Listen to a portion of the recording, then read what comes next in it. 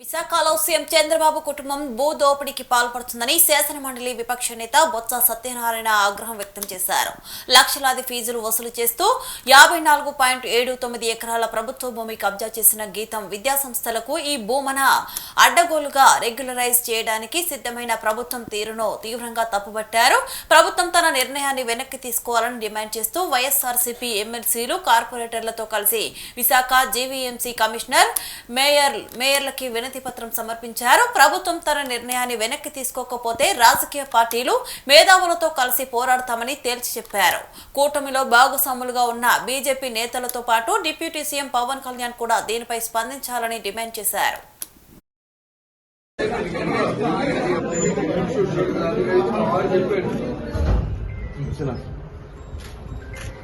₹1 కోటి వసూలు చేసే వాటికి క్రమబద్ధీకరణ అసలు ఎలా చేస్తారు? అసలు అదే కదా సార్ మేము అడుగుతుంది. దాన్ని ఎందుకు అంటే ఆ సీట్లు ఆ డబ్బులు ఆ కోట్ల ఆస్తులు ఎందుకు క్వశ్చన్ చేయలేకపోతుంది?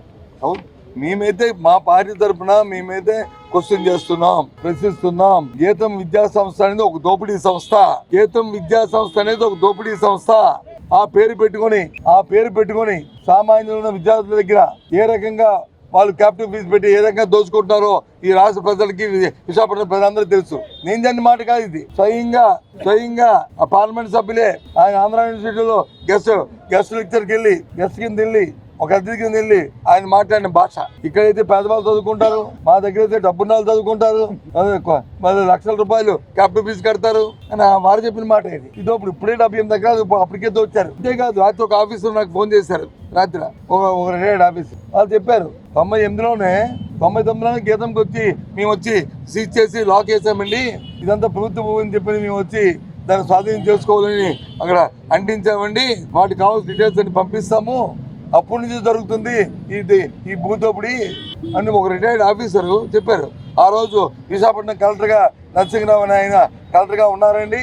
ఆయన కోల్ ఇండియా చైర్మన్ చేశారండి. ఆయన కలెక్టర్గా ఉన్నారండి. ఆ రోజు ఒక లోకల్ ఎంఆర్ఓ, అక్కడ ఎంఆర్ఓ పేరు కూడా నరసింహరావే, ఆయన ఉన్నారండి.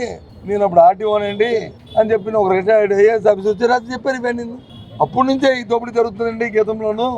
ఇది ఈ రోజు కాదండి, మీకు అవన్నీ కూడా పంపిస్తామండి అని చెప్పి దాని మీద